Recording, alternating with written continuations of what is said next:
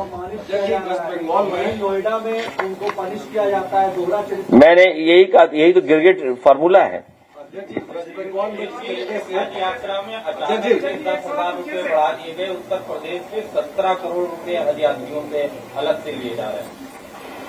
अध्यक्ष जी, जिस तरह से धार्मिक यात्राओं में समाजवादी सरकार में बड़े पैमाने पर सुविधाएं मिली थी। श्रवण यात्रा के सहारे उन यात्राओं में फ्री बुजुर्गों को हम लोग यात्रा कराते थे। सभी धर्मों के आयोजनों में सरकार को सहयोग करना चाहिए। यही हमारे देश की खूबसूरती है, यही हमारे देश की हिंदुस्तानियत है। अध्यक्ष जी, जिस तरीके से वेस्ट बंगाल में अध्यक्ष जी, जिस तरीके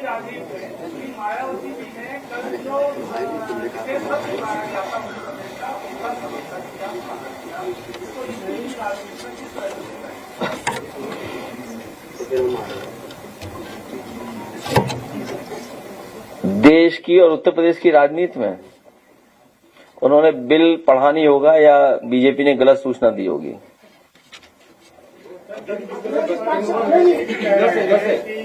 जो काम का दाम नहीं देगा उसका काम तमाम होगा, लेकिन इस जो बयान है इसको किस नजर, क्या उनको भी पता है कि सैनिकों को काम का दाम नहीं मिलेगा? जब इतना बड़ा आंदोलन हुआ है तो उनकी जानकारी में हर चीज है। मिलकर 2023 में से पास किया था, लेकिन जो पार्टी जो दल जय श्री राम का नारा देती है, जय श्री राम को साथ नहीं हो सकती, उससे हमारे काम हो सकता है। भाजपा की हर साजिश हारेगी, भाजपा का हर षड्यंत्र हारेगा। जनता बहुत जागरूक है, समझदार है, इसीलिए महिलाएं उनके आंदोलनों में जुड़ नहीं रही।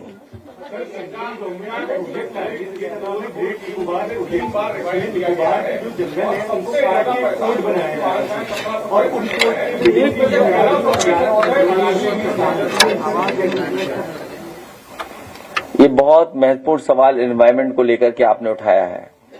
और आपको याद होगा जब अरावलीज की बात आई थी तो सबसे पहले समाजवादी पार्टी ने उसका भी विरोध किया था और कई संस्थाओं ने बाद में बढ़ चढ़ करके विरोध हुआ। अरावलीज को बचाने के लिए निकल पड़े लोग। ये भारतीय जनता पार्टी के लोग हैं जो अरावलीज को ही बेचने की तैयारी में थे। और भारतीय जनता पार्टी जब भी कोई काम करती है वो पहले से तय करती है किसको टेंडर देना है, उसी हिसाब से उसकी तैयारी करती है। इनको पर्यावरण से, इन्हें धरती से, धरती पर नदियों से, पानी से, जंगल से कोई लगाव नहीं है। केवल इनका लक्ष्य पैसा और वोट। एक आंकड़ा है कि कोलकाता में चुनाव हो रहा था तो 27,300 सीआरपीएफ के जवान तैनात थे। वही मणिपुर के पूरे राज्य में सिर्फ 9,000।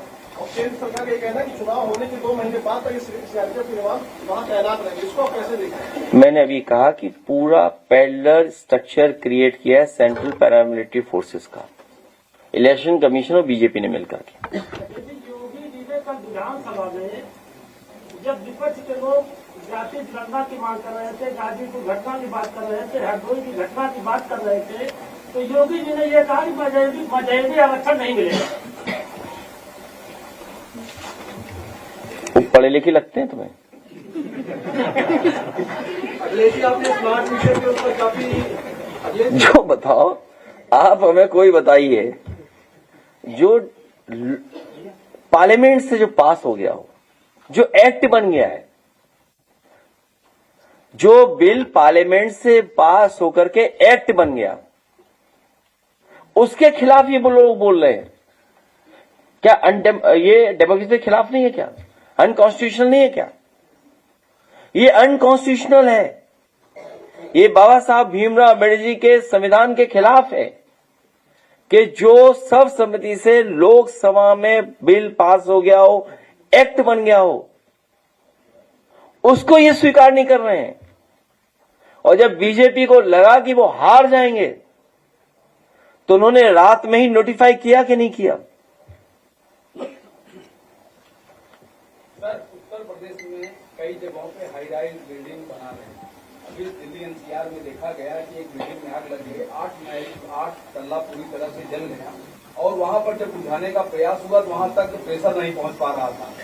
जब इनके पास इस तरह की स्थिति काबू करने की जब व्यवस्था नहीं है तो एनओसी क्यों देते हैं हाई राइज बिल्डिंग के लिए? क्या कहेंगे इस पर? बहुत महत्वपूर्ण सवाल उठाया तुमने।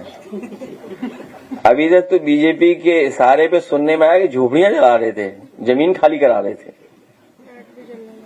अब ये बड़ी बड़ी बिल्डिंगों में भी आग लग रही है। और ये सच है कि कुछ उद्योगपति, कुछ बिल्डर्स के इशारे पर एफआईआर लगातार बढ़ता चला जा रहा है। लखनऊ में सोचिए एफआईआर कितना हो गया है, लेकिन उसके लिए क्या इंफ्रास्ट्रक्चर है? क्या उसके लिए सेफ्टी के लिए कोई तैयारी है? क्या वहां पर सिक्योरिटी के लिए कोई तैयारी है? और आप तो पत्रकार हो, आपको तो याद होगा कि कई भारतीय जनता पार्टी के लोग ये पूछ रहे थे कि जेपीएनआईसी पे ये हेलीपैड क्यों बना है, ये पुलिस हेडक्वार्टर पे हेलीपैड क्यों बना है। जो बिल्डिंग लॉज हैं वो ये कहते हैं कि अगर इस ऊंचाई से ज्यादा कोई बिल्डिंग बन रही है तो उसकी फायर एंड सेफ्टी के लिए एंड सिक्योरिटी के लिए आपको उस बिल्डिंग पे हेलीपैड बनाना चाहिए। ये बिल्डिंग लॉज के अंदर आता है। तो आप बताइए, जेपीएनआईसी में और पुलिस हेडक्वार्टर में जो ऊंची बिल्डिंगें बनी हैं उसमें हेलीपैड इसलिए बना था कि कल को इमरजेंसी में कोई बात आ जाए, सेफ्टी सिक्योरिटी की कोई बात आ जाए तो हेलीकॉप्टर के माध्यम से चीजों को ठीक किया जा सके। तो जिन्होंने अपना ही बिल्डिंग लॉ नहीं पढ़ा, सोचिए आप। और ये ठीक कह रहे हैं कि उसमें भी कोई ना कोई दलाली हुई होगी, फायर ब्रिगेड जो मंगाई गई होंगी, फायर ब्रिगेड जो मंगाई गई होंगी उसमें भी हो सकता है कुछ दलाली हुई हो। जैसे इन्होंने जो टैबलेट दिए हैं, आप उंगली घिसते रहिए वो हटता ही नहीं है। इसका मतलब क्या हुआ? इसका मतलब क्या हुआ? कोई टेक्नोलॉजी से ऐसी खिलवाड़ की है जो हमें आपको पता ही नहीं है।